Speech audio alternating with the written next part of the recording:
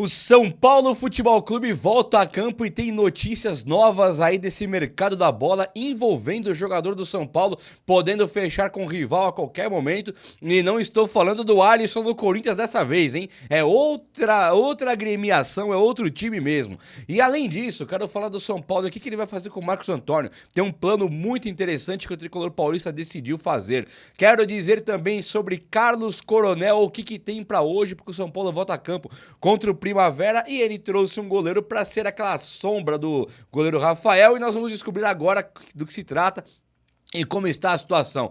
Rogério Ceni cavou ali a sua demissão do Bahia. Deixa eu te atualizar e mostrar qual que é a conexão do Rogério Ceni sendo demitido do Bahia e o São Paulo tendo um Crespo ali balangandango no cargo. Ah, mas o Crespo não tá. Está sim. Ah, mas o Rogério Ceni é sim o que você está pensando. Vem comigo então que vai ser um vídeo mais completo que nós vamos conversar aqui hoje nessa internet aqui. Fica comigo, chega nesse likeão para dar aquela moralzaça no vídeo. E venha comigo, faça parte dessa família que só cresce. Eu faço muita questão de ter você por aqui. Beleza? Então, vamos lá. Olha só, o São Paulo pega o Primavera hoje no Morumbi, né? É um jogo que o São Paulo ele encara como uma coisa normal. Eu encaro como um jogo crucial para a história do São Paulo. Tem que ir para essas finais do Paulista. O Tricolor, ele, inclusive, ele tá poupando alguns jogadores. Então é comum hoje se vermos o Luca e também o Ferreirinha jogando no ataque com o Caleri. O Caleri, ele é um jogador que ele precisa realmente daquele controle de carga, mas o São Paulo pode colocar o Caleri, não vai ter o Luciano e volta o Lucas Moura também. Então, quem ficaria sobrecarregado aqui na parte tática, de defensiva, a parte de correr mais é Lucas, Luca e Ferreirinha. Luca e Ferreirinha, três caras de extrema velocidade, de extremo drible, caras excelentes, que podem vir aqui fazer o Caleri ser um dos melhores centroavantes do futebol brasileiro, porque eles conseguem fazer a bola chegar e sim, é muito top. Olha só. Uma tossezinha. O Alisson, ele, depois de ter aquela negociação frustrada com o Corinthians, agora ele deve realmente aparecer no time do Santos, tá? O Santos tem feito várias e várias contratações. Já levou, além do Neymar, levou o Zé Rafael, o Mike, que foram do Palmeiras, levou também aquele jogador lá, o Gabigol, que era do Cruzeiro, Flamengo e tal, eles estão se reforçando de maneira assim assustadora. Muitos e muitos jogadores mesmo. Antes um pouquinho Tiquinho Soares, teve o Lautaro Dias. Eles estão contratando aos montes. Agora levaram o Rony a preço de ouro, assim. Então pensar que o Santos está quebrado, ele até está, mas ele não demonstra, né? Ele tá levando a vida naquele esquema Cruzeiro antes do rebaixamento, quando caiu, e naquele esquema do Corinthians também, que não tá nem aí com dívidas, o importante é contratar. E aí eles estão levando e devem levar agora o Alisson também. O que pega não é o Alisson ir para o Santos, é quem de lá viria para o São Paulo. É claro que o São Paulo não tá esperando vender o Alisson por 10 milhões, 15 milhões, não tá esperando vender por nada. Ninguém quer dar 1 milhão no Alisson. Essa é a realidade que bate a nossa porta agora em 2026. Então, se o São Paulo conseguir um reforço ali do time do Santos, será muito excelente. Já tem um boato sobre o Rollheiser, o Rollheiser lá, o jogador do Santos, que é o meio-campista, que ele tem um valor de mercado hoje maior do que o do Alisson, é verdade. Mas uma negociação, ela não para no pau a pau. Troquei o Alisson no Rollheiser, pau a pau, um veio, o outro foi, acabou. Não para por aí.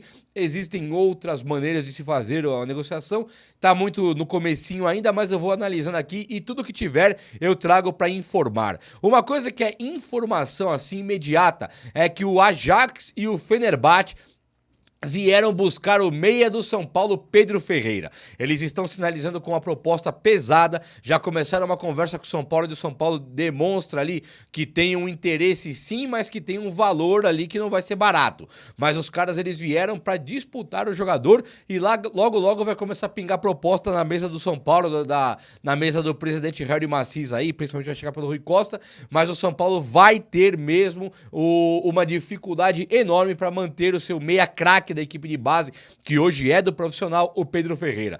O Ajax é um time que costumeiramente vem buscar alguém aqui da base do São Paulo e leva embora, fez assim com o David Neres e fez assim também agora com o Antony, né? O cara vê ali um ponta esquerda, um ponta direita jogando pelo São Paulo, eles vêm buscar. O Pedro Ferreira, ele não é o ponta direita, mas ele também é canhoto da equipe de base do São Paulo e esse é meia criativo. O Ajax não é bobo, ele vem buscar mesmo. Só que o Fenerbahçe Tá tentando atravessar agora para levar o cara antes também, um time que leva muitos brasileiros, então eles estão querendo. O São Paulo tá na dele, por enquanto, o São Paulo tá fazendo certo, né? Apesar do Crespo não ter utilizado tão bem assim a equipe de base, e aqui não é uma crítica ao Crespo, é realmente uma dificuldade, tem muito jogador no time ainda, apesar do São Paulo ter perdido inúmeros jogadores, se você olhar pro panorama hoje de Caleri e Luciano, Marcos Antônio e Danielzinho, né, Enzo Dias e o Mike tá jogando, você tem pouco espaço. Na zaga, Alan Franco, Arboleda, Sabino, não tem espaço para a categoria de base. Isso é verdade. Um cara igual o Luca, ele pode aparecer, mas aí o Crespo não tá usando ponta. Um cara igual o Pedro Ferreira pode aparecer, mas aí o Crespo teria que parar de usar o próprio Lucas Moura. Então fica uma coisa realmente complicada. É uma faca de dois gumes, né? Uma via de mão dupla. Enquanto você vai lá e fala, eu quero a base jogando, por outro lado, a base também não comporta tão bem assim num time que está em crise, como é o caso do São Paulo, um time que tem que ganhar. E o São Paulo em crise não pode usar a base. Se você pensar no Flamengo, no Palmeiras, entra um da base. Não tem espaço mesmo. É um pouco paradoxal isso aí, né? A base é o que vai salvar o time. A base é o que vai trazer o ganho técnico imediato. A base é o que vai trazer o dinheiro, mas a base não cabe para jogar caras como Danielzinho, como Bobadilha, caras que vieram de fora e já tomam conta ali das posições. É bem complicado, mas o Pedro Ferreira é um jogador de muito valor. O mercado sente, o mercado sabe e ele despertou interesse de times europeus e deve realmente ir embora muito em breve. Então o São Paulo perdendo o Alisson e Pedro Ferreira, o São Paulo de fato ele tem que se reforçar. Não cabe mais a desculpa do São Paulo não se reforçando. Tem que trazer alguém. Eu acredito que o Zé Rafael é um jogador que ele poderia vir para o São Paulo ainda. Tem 32 anos, ele tem uma trajetória muito boa no Bahia, que no Bahia ele não era esse grupo City, endinheirado, era um time modesto ainda, mas é um cara que poderia vir para o São Paulo, porque foi bem no Bahia e depois no Palmeiras ele foi simplesmente multicampeão. Tinha um contexto, tinha um time, tinha companheiros, estrutura, mas ele ganhou, né? Não dá pra tirar o mérito de quem ganhou, ele tava lá no time campeão, titular, e merece mérito sim. O Rollheiser ele seria interessantíssimo, é mais jovem, mas aí também é mais difícil, né? É um pouco mais difícil também. Um cara que tá pedindo passagem pro São Paulo aí, no São Paulo, é o goleiro Carlos Coronel. Depois do Rafael entrar numa fase um pouco ruim. O Rafael, ele é um goleiro que ele foi sempre questionável, né? Ele nunca foi um goleiro unânime. Nunca que o torcedor São Paulino, na sua totalidade, chegou e disse: Rafael é o meu goleiro. Como foi dito pelo Zete, Rogério Ceni, mais antigamente Valdir Pérez, era goleiro assim indiscutível. Nós não tivemos um goleiro indiscutível depois de Rogério Ceni. Quando tem o Rafael, ele é assim, tranquilamente, ele tem um abismo de diferença do Sidão, do Volpe, é um abismo, ele tá muito, muito acima, depois vem um abismo para vir o próximo. Então o Rafael é sim o melhor goleiro do São Paulo pós Rogério Ceni, isso é indiscutível. Agora, ele é o goleiro pro São Paulo? Essa discussão existe. Muitos dizem que ele é um goleiro nota 6, nota 5, tem hora que ele opera ali uns milagres ali dentro do gol, e tem hora que ele faz umas falhas ali, umas gafes de um goleiro que aí levanta o histórico dele. Ah, chegou no São Paulo com 35 anos, 34. Ah, sempre foi reserva de Cruzeiro e Atlético Mineiro. E isso é verdade. Ele nunca foi um goleiro que se firmou como titular antes do São Paulo, né? Só no São Paulo que ele se firmou e aqui no São Paulo ele foi campeão. Ele ganhou a Copa do Brasil, ele ganhou a Super Copa do Brasil e ele é um cara extremamente importante para esse momento do São Paulo de crise. Eu coloco o Rafael hoje na prateleira do Arboleda, um pouco menos, mas quase na prateleira do Arboleda. Tem hora que vai muito bem, tem hora que não vai tão bem assim, mas ele faz parte de um contexto vencedor. Ele faz parte de um contexto de retomada. Mas a torcida do São Paulo tem uma outra opinião, pelo menos uma parte dela, que já quer ver o Carlos Coronel. É uma hipocrisia danada da diretoria do São Paulo não dar chance para o Carlos Coronel. Quando o cara foi contratado, ele veio do Red Bull lá de Nova York, né?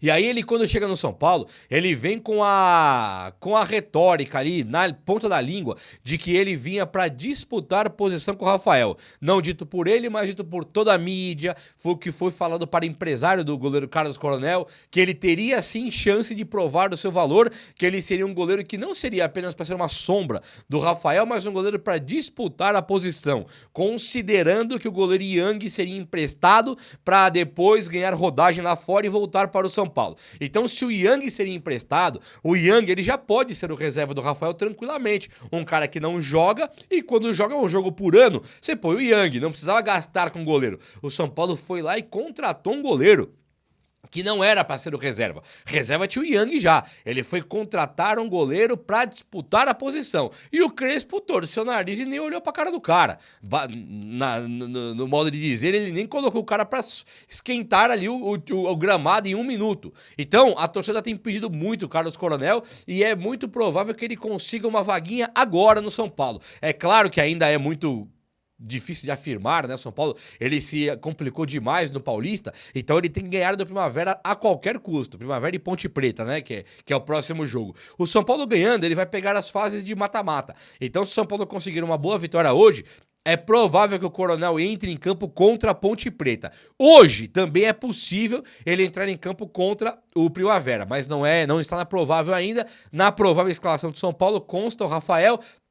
Mas assim, a torcida começa a inflamar bastante para o São Paulo para o São Paulo colocar para jogar o Carlos Coronel. Gente, olha só, o Marcos Antônio, ele foi bastante valorizado, né, no São Paulo com essa brincadeira aí do Flamengo querendo levar o cara.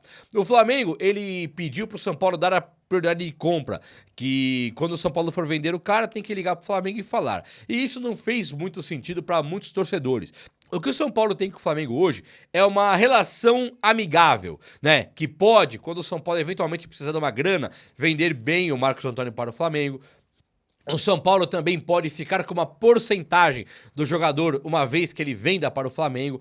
O São Paulo pode conseguir o empréstimo do Alan, com o Flamengo pagando parte do salário do seu jogador para ele jogar no São Paulo. Então tem várias vias aí que o São Paulo vai tentando caminhar para não virar as costas pro Flamengo, e sim ficar carregando o Flamengo ali em banho-maria. Até aí é uma coisa. Agora o São Paulo se coçando, se virando nos 30, ele já entende que o Marcos Antônio merece uma valorização interna. Então o Marcos Antônio ele vai receber um aumento salarial, as partes já conversam para dar um aumento salarial para o Marcos Antônio, além do aumento salarial também aumentar o tamanho do contrato. Então o São Paulo já inicia a conversa para aumentar, estender o contrato mais alguns anos e também dar um aumento para o jogador que ele de fato merece. É um jogador que ele já era valorizado.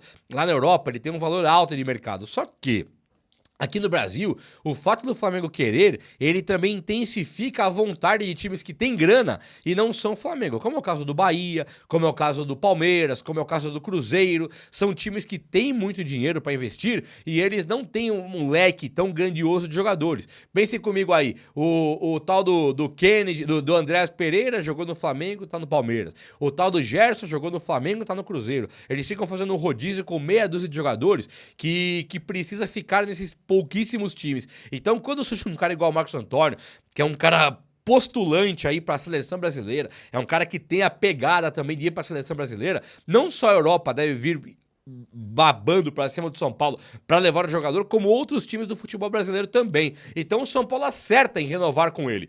Tem que agora ir para cima, aumentar o salário, renovar o contrato, dar a valorização que o melhor jogador do time do São Paulo hoje merece. Ele é o melhor jogador do São Paulo hoje, como ele foi o melhor jogador do São Paulo ano passado em crise plena. Então é importante valorizar esse tipo de cara, porque ele realmente merece de fato.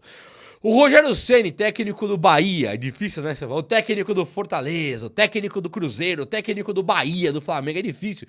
O Rogério Ceni, ele tem uma identificação com o São Paulo muito grande, né? Pra quem tem um pouquinho de memória, pouca, se você não tiver eu vou te lembrar aqui. Quando o Leco assumiu o São Paulo, era mais ou menos ali pro Leco ganhar ali dentro, convencer os conselheiros de que ele tinha que ganhar a presidência do São Paulo. Ele promete contratar o Rogério Ceni para ser técnico. O Rogério Ceni vira técnico, na hora que vira técnico, ele fecha com o São Paulo de Leco. Então o Leco ficou com o São Paulo um tempinho e demitiu o Rogério. Depois disso, nós tivemos a volta do Rogério, que foi assim que o Leco saiu. Júlio Casares prontamente contrata Rogério Ceni também. Depois da passagem do Crespo, ele demitiu de início o Crespo. Logo que ele demitiu o Crespo, ele trouxe o Rogério Ceni. Então teve o Leco que, para fazer o seu nome internamente e com a torcida, trouxe o Rogério Ceni. Tivemos o Casares, que para fazer o seu nome internamente e com a torcida trouxe o Rogério Ceni. E agora nós temos a queda do Júlio Casares com o novo presidente aí, o Harry Macis. Interino ou não, ele é o presidente do São Paulo até acabar o mandato do Júlio Casares. Então ele fica pelo menos um ano inteiro aqui no São Paulo. O que tá pegando? O Rogério Ceni foi dar uma entrevista lá no Bahia e pegou super mal, mas super mal mesmo. O Ceni, ele despedaçou o modus operandi de trato do gramado do Bahia. Ele chegou e falou que o gramado tá ficando muito difícil, passes errados já estão acontecendo, porque a galera não cuida do gramado como deveria cuidar. Ele falou, gramado... Ele tem que cuidar agora aí, ó. Acabou o jogo, já tinha que estar alguém cuidando. Mas eles não trabalham à noite, só trabalham no período de expediente, tipo das 9 às 18. Ele chegou e destruiu a estrutura do Bahia lá, deixando claro que tem uma negligência para cuidar do gramado. Ou uma negligência, ou não fazem da forma que o Ceni queria que fizesse.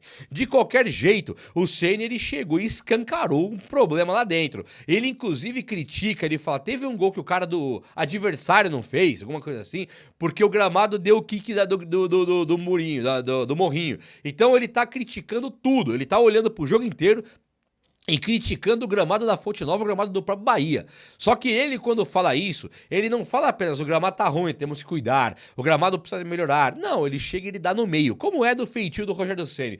No São Paulo ele reclamou que faltava água na piscina, ele reclamou do monte de coisa do departamento médico, ele reclamou do monte de coisa do São Paulo. Um monte mesmo, de elenco, ele sempre pedia jogadores, ele sempre reclamava do elenco curto, ele sempre foi um cara bastante difícil de lidar.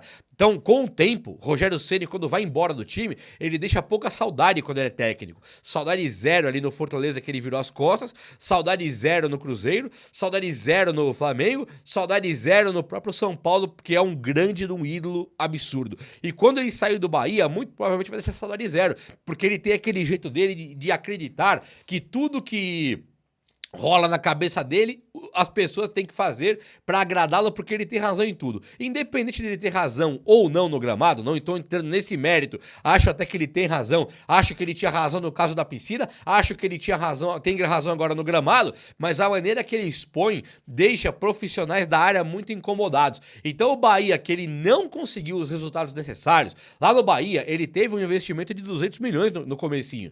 O Grupo City chegou e investiu pesado, e nomes como Biel, Cauli, sabe, o Luciano Juba, você vê que é um time mediano, né? William José, acaba que no fim do dia, Ademir, acaba que no fim do dia o Bahia investiu quase igual o Flamengo, e no fim do dia não tem nem metade do time que tem o Flamengo. Claro que o Flamengo investiu muito mais, mas assim, o Bahia hoje, ele não é favorito a nada. Inclusive, no ano passado fez uma campanha pior do que a do Mirassol.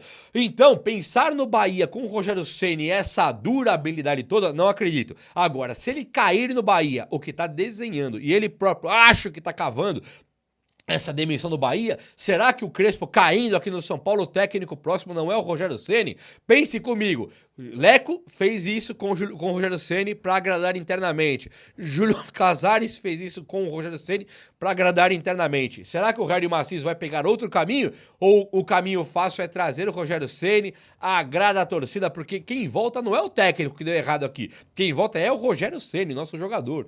Num primeiro momento, volta de braços abertos, com grande carinho da torcida, até que o trabalho dê errado. Mas até dar errado, é um cara de muita aceitação. E tudo indica que ele deve ser o próximo técnico de São Paulo, com o Crespo se pedalar aí no Brasileiro e no Paulista não conseguir resultado, e o Rogério Ceni caindo no Bahia. É ou não é? O vídeo de hoje foi esse, espero que você tenha gostado, e se você gostou, chega nesse likeão aí. Tamo junto, abraço meus amigos, até a próxima, valeu!